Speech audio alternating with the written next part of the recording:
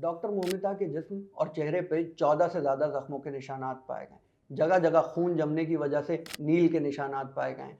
यहाँ तक private parts पे भी जख्मों के निशानात पाए गए हैं। इस वाक़ये ने सिर्फ इंडिया को हिला के नहीं रख दिया, बल्कि पूरी दुनिया को झंझोड़ कर रख दिया। इस केस की तफसीलात ये हैं कि यह वाक़या 9 अगस्त 2024 को पेश आया, जब डॉक्टर मोमिता अपनी 36 घंटे की ड्यूटी के बाद सेमिनार हॉल में आराम करने गई। वो सेमिनार हॉल में आराम इसलिए करने गई क्योंकि हॉस्पिटल में कोई गर्ल्स कॉमन रूम मौजूद नहीं था, तो वहाँ वो सेमिनार हॉल चली गई। और वो आखिरी वक्त था शायद 3:30 बजे का, जब उन्हें जिंदा देखा गया।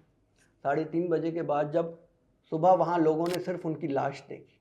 रिपोर्ट्स के मुताबिक पहले उनका सर दीवार पर बार बार मारा गया, फिर उनकी आंखें जख्मी की गई, फिर उनका रेप किया गया, 10 से ज़्यादा हड्डियाँ तोड़ दी गई।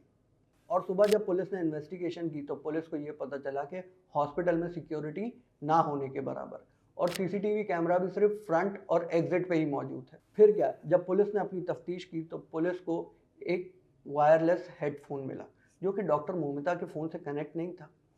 जब उन्होंने और इन्वेस्टिगेट किया तो उन्हें एक शक एक बंदे पर हुआ। जब वो इन्वेस्टिगेशन करते करते उस बंदे के घर तक पहुंचे तो वो एयरफोन उस बंदे के फ़ोन से कनेक्टेड था। ये बंदा था संजय रॉय। और जब पुलिस ने उससे पूछा तो उसने अपना सारा जुर्म कबूल कर लिया। आखिर संजय रॉय कौन था? संजय रॉय एक प्रोफेशनल बॉक्सर था, जो 2019 से अपने पॉलिटिकल सपोर्ट की वजह से पुलिस वालों के साथ वॉलंटरली काम कर रहा था।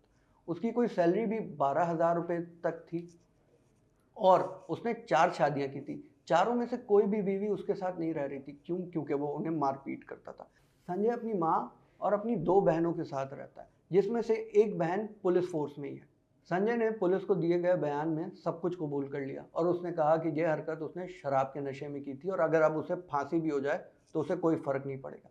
जब पुलिस ने संजय का फ़ोन चेक किया तो उन्हें काफ़ी पोर्नोग्राफी के मवाद मिले। उसने काफ़ी औरतों की तस्वीरें क्लिक की हुई थी, यहाँ तक हॉस्पिटल के स्टाफ की तस्वीरें भी क्लिक की हुई थी। इवन उसने फीमेल पेशेंट्स को भी नहीं छोड़ा था, उनकी भी तस्वीरें खींची हुई थी। जब मीडिया ने संजय की फैमिली से बात करने की कोशिश की तो उन्होंने बोल दिया कि उनका कोई ताल्लुक नहीं है संजय से। अगर अब उसे फांसी भी होती है तो उन्हें ना बताया जाए।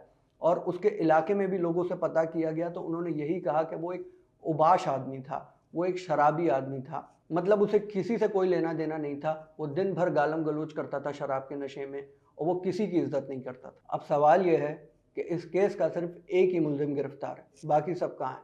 और इन सब का ब्लेम किया जा रहा है गवर्नमेंट पे, हॉस्पिटल मैनेजमेंट पे और पुलिस पे। और ये तीनों ही इदारे अपनी जान छुड़ाने के लिए लगे हुए हैं। वो चाह रहे हैं कि किसी ना किसी तरीके से उनका नाम हट जाए। हॉस्पिटल जहाँ पे ये वाकया पेश आया, वहाँ पे रेनोवेशन शुरू हो गई, और पुलिस कभी डॉक्टर मोमिता के पेरेंट्स को कॉल करके ये कह रही है कि आपकी बेटी नीम बरहना हालत में है, और दूसरा ही फ़ोन करती है कि आपकी बेटी ने सुसाइड कर लिया है। डॉक्टर मोमिता के पेरेंट्स भी परेशान थे कि आखिर ऐसा क्या हुआ, लेकिन जब उन्होंने वहाँ शोर मचाया तो हकीकत खुलकर सामने आई।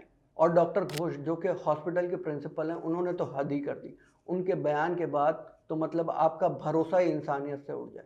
उन्होंने ये कहा कि डॉक्टर मोमिता खुद अपनी मर्जी से उस सेमिनार हॉल में गई थी। उन्हें क्या ज़रूरत थी उस सेमिनार हॉल में जाने की? जो हुआ है ये उनकी गलती की वजह से हुआ है, इसमें हॉस्पिटल का कोई हाथ नहीं है, हॉस्पिटल जिम्मेदार नहीं है। डॉक्टर घोष के इस बयान के बाद लोग सड़कों पर निकल आए, लोग प्रोटेस्ट कर रहे हैं।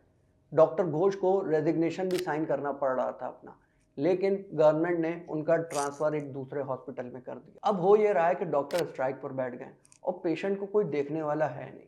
गवर्नमेंट ये कर रही है कि मोमिता को सपोर्ट करने के बजाय उन डॉक्टर्स को उठा के या तो अरेस्ट कर रही है या फिर उनको जॉब से फारिग कर रही है, लेकिन वो मोमिता को सपोर्ट नहीं कर रही। आखिर मेरा सवाल यह है कि क्या डॉक्टर मोमिता को इंसाफ मिलेगा?